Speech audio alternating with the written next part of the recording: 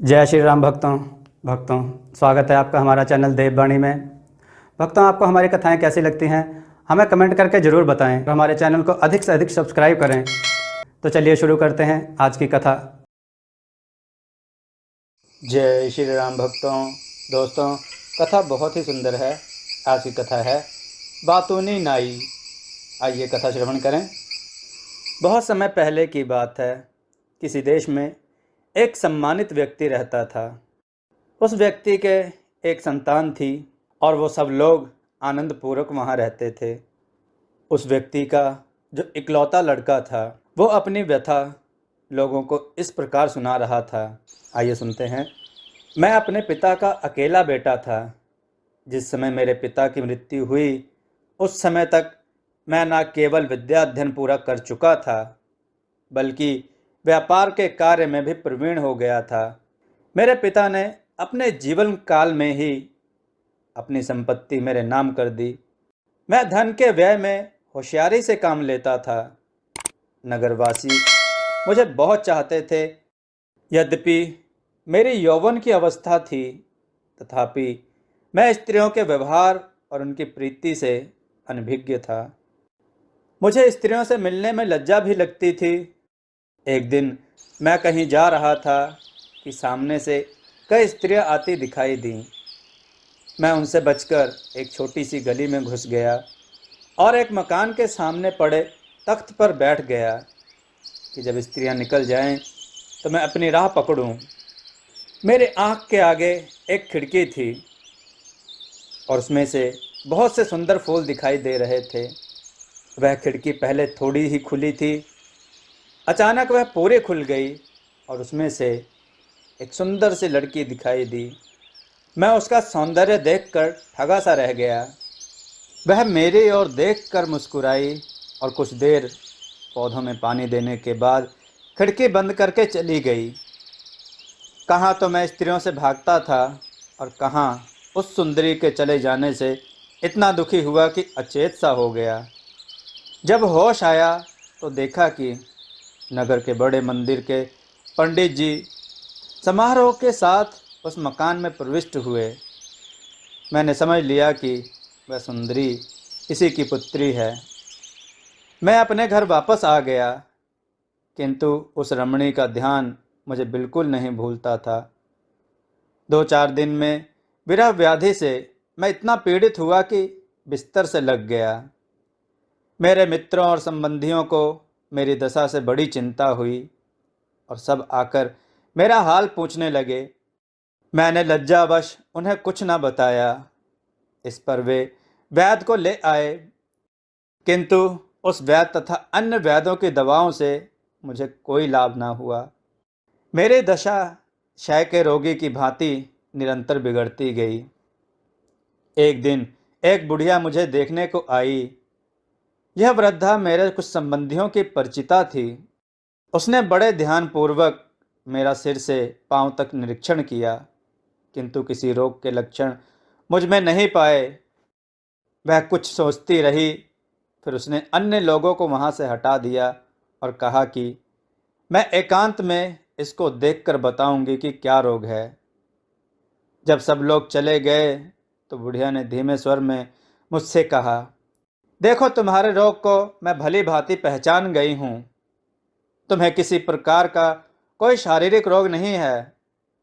तुम किसी सुंदरी पर मोहित हो गए हो और लज्जावश किसी से अपना भेद नहीं कहते।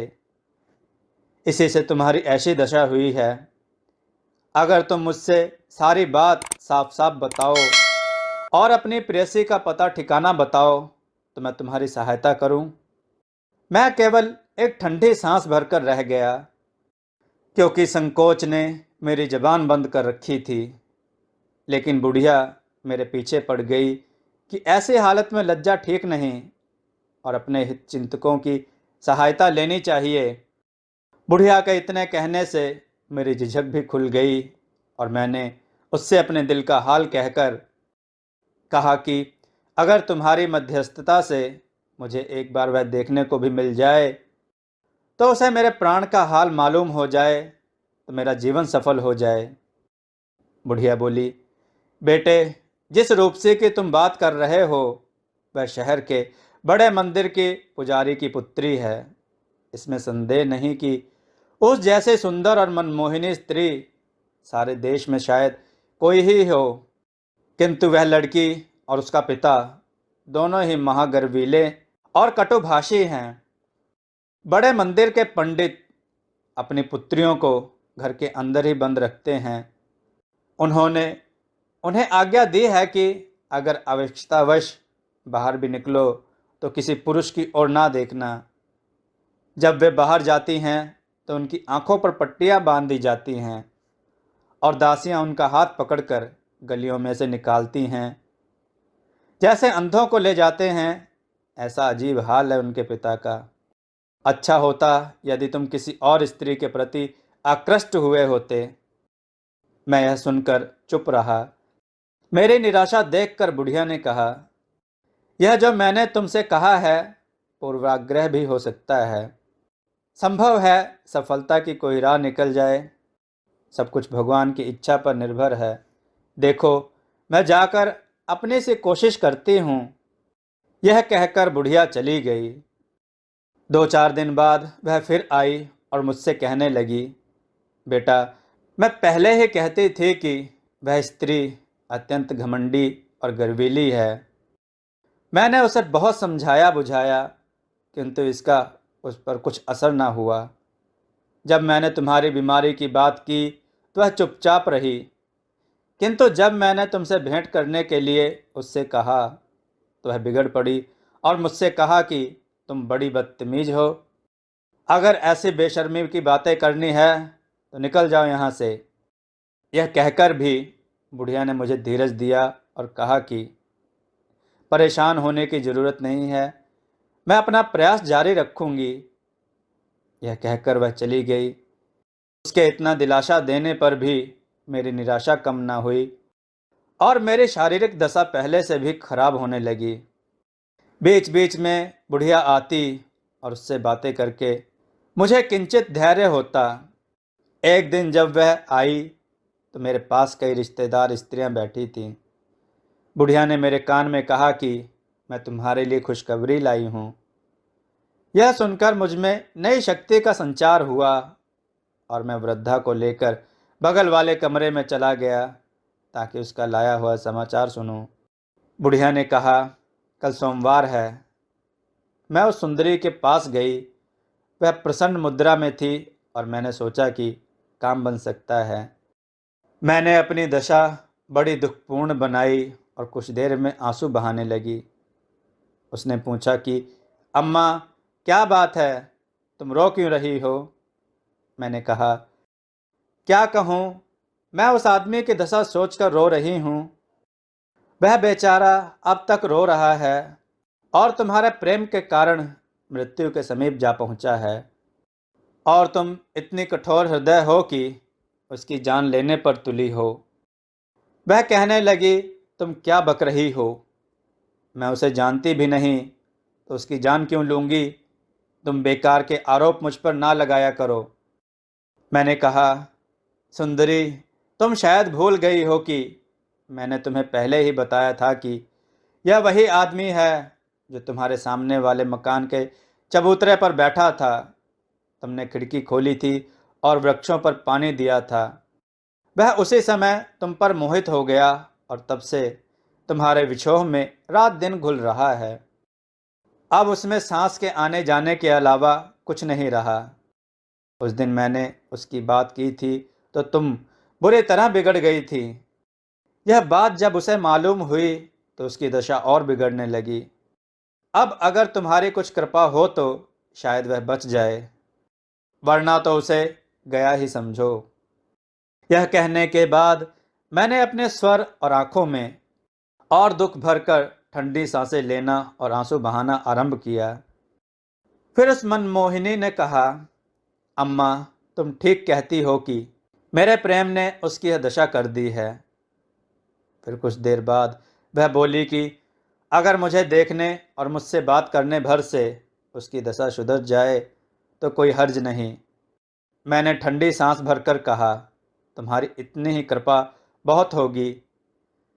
उसने कहा कि तुम मुझसे कहो कि अगर वह मुझे देखना और मुझसे बात करना चाहता है तो मैं इसके लिए तैयार हूँ, किंतु इतने से अधिक कोई और आशा मुझसे ना रखे, और आगे की बात तभी हो सकती है जब मेरे पिताजी की रजामंदी से उसके साथ मेरा विवाह हो जाए। मैंने उसे अनेक आशीर्वाद दिए और कहा कि मैं अब यह प्राणदायक समाचार जाकर उसे सुनाती हूँ। उस सुंदरी ने कहा, मेरे पिताजी सोमवार को पूजा करने मंदिर में जाते हैं। उस समय वह आदमी यहाँ अकेला आए तो मैं उसे अंदर बुला लूँगी और पिता के आने से पहले उसे विदा कर दूँगी। उस समय वह जी भरकर मुझे देख सकता है और मुझसे बातें कर सकता है। जब बुढ़िया ने यह सब बातें मुझसे कहीं तो मैं खुशी से पागल हो गया। मुझ में जैसे नई जीवन शक्ति आ गई। मैंने उस बुढ़िया को बार बार धन्यवाद दिया और 1000 सोने के सिक्के उसे इनाम में दे डाले। अगले सोमवार मैं जल्दी उठ गया। मैंने सोचा मैं हजामत बनवाकर, अच्छे कपड़े पहनकर और इत्र लगाकर बड़े मंदिर के पंडित के घर पर जाऊं और अपनी प्रेयसी से भेंट करूं। अतः मैंने एक सेवक को आज्ञा दी कि किसी अच्छे नाई को बुलाकर लाए जिससे मैं हजामत बनवाऊं। वह एक दुष्ट नाई को ले आया। इसने आते ही मुझे देखकर कहा, आप अभी हाल ही में बहुत बीमार जान पड़ते हैं। मैंने कहा कि हाँ, मैंने बहुत दिनों तक बीमारी से बड़ा कष्ट उठाया और अभी हाल में ही अच्छा हुआ हूँ। उसने कहा, भगवान आपको दीर्घायु करे और सदा निरोग रखे। मैंने कहा, सब उसकी इच्छा पर निर्भर है, वह जैसे चाहे वैसे रखे। इसके बाद यह बोला कि मुझे क्या आज्ञा है, मैं आपकी हजामत बनाऊं या कुछ और करूं।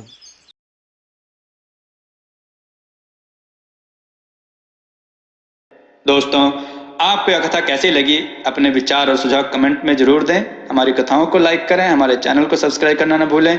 हमारी कथाओं को शेयर जरूर करें जिससे लोगों को अच्छा ज्ञान प्राप्त हो। जय श्री राम भक्तों।